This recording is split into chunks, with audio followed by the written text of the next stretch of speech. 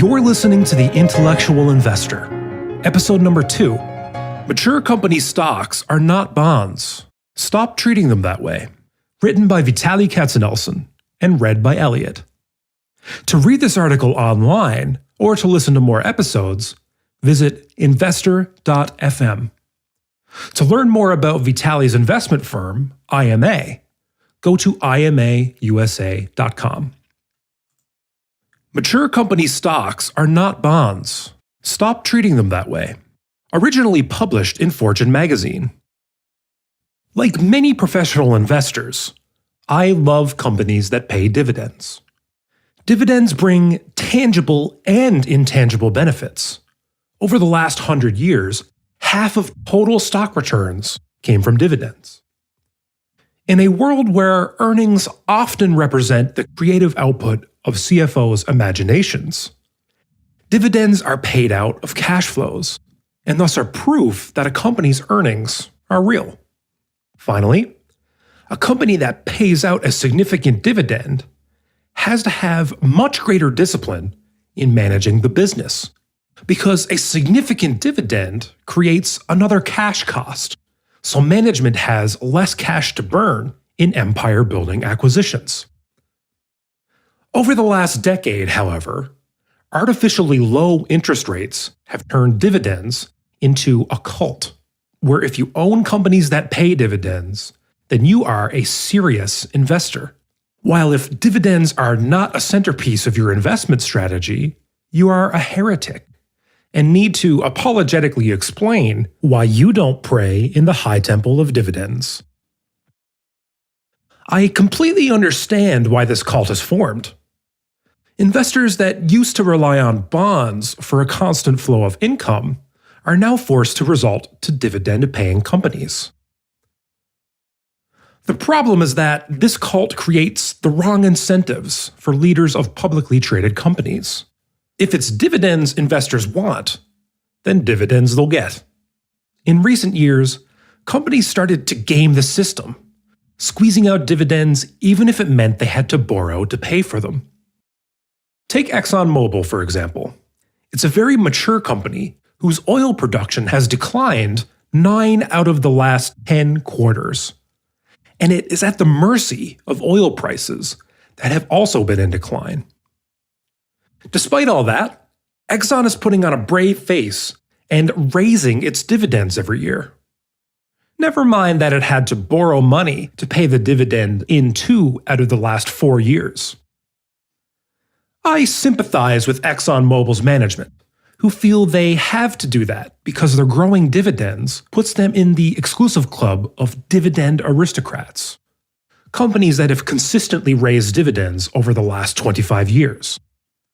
They run a mature, over-the-hill company with very erratic earnings that have not grown in 10 years, and that, based on its growth prospects, should not trade at its current 15 times earnings.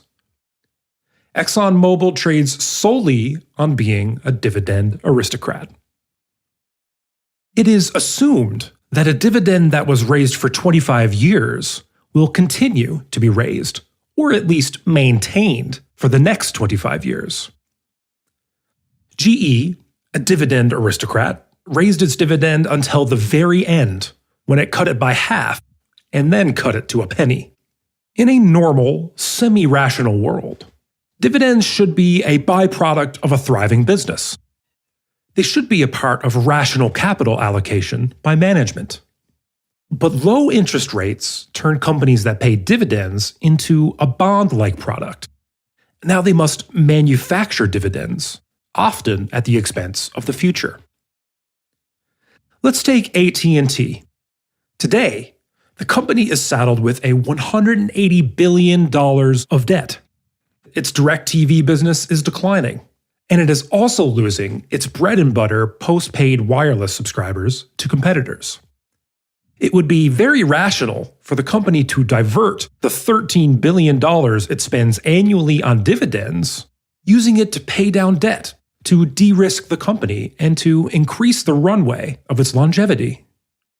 But the mere thought of a lowered or axed dividend would create an instant investor revolt. So, AT&T will never lower its dividend until, like GE, its external environment forces it to do so. There is a very good reason why investors should be very careful in treating dividend-paying stocks as bond substitutes. Bonds are legally binding contracts where interest payments and principal repayment are guaranteed by the company. If a company fails to make interest payments and/or repay principal at maturity, investors will put the company into bankruptcy. It's that simple. When you start treating a stock as a bond substitute, you are making the mental assumption that the price you pay is what the stock is going to be worth at the time when you are done with it, that is, when you sell it. Thus, your focus shifts to the shiny object you are destined to enjoy in the interim, the dividend. You begin to ignore that the price of that fine aristocrat might be less, a lot less, when you and the stampede of other aristocrat lovers will be selling it. For the last 10 years, as interest rates have declined not just in the US, but globally, you didn't have to worry about that. The dividend aristocrats have consistently outperformed the S&P 500 since 2008. However, the bulk of the aristocrats' appreciation came from a single, unrepeatable, and highly reversible source: price to earnings expansion. If you are certain that the interest rates are going lower, much lower, then you can stop reading this. Get yourself some aristocrats. Buy and forget them, because they'll continue to behave like super long duration bonds, with the added bonus of dividends that grow by a few pennies a year. If interest rates rise, the price of dividend aristocrats are likely to act like those of long-term bonds. The price-to-earnings pendulum will swing in the opposite direction, wiping out a decade of gains. So what should investors do? View dividends not as a magnetic, shiny object, but as just one part of a multivariable analytical equation, and never the only variable in the equation. Value a company as if it did not pay a dividend. After all, a dividend is just a capital allocation decision. I know tens of billions of dollars have been destroyed by management's misallocation of capital, be it through share buybacks or bad acquisitions. But as corporate management continues trying to please dividend-hungry investors, value will also be destroyed when the companies pay out more in dividends than they can afford. This is why analyzing corporate management is so important. A lot of management teams will tell you the right thing. They'll sound smart and thoughtful, but their decisions will fail a very simple test. Here's the test. If this management owned 10 or 20% of the company, would they be making the same decisions? Would GE, ExxonMobil, or AT&T have been run differently if they were run by CEOs who owned 10 or 20% of their respective stocks? It's safe to say that they would have put their billions in dividend payments to a very different, more profitable use. Thank you for listening. This and other investment articles by Vitaliy Katzenelson are based on value investing principles that were first brought down from the mountain by Benjamin Graham and later were popularized by Warren Buffett. To learn more about these principles, visit investor.fm and listen to the first episode of this podcast, titled The 6 Commandments of Value Investing.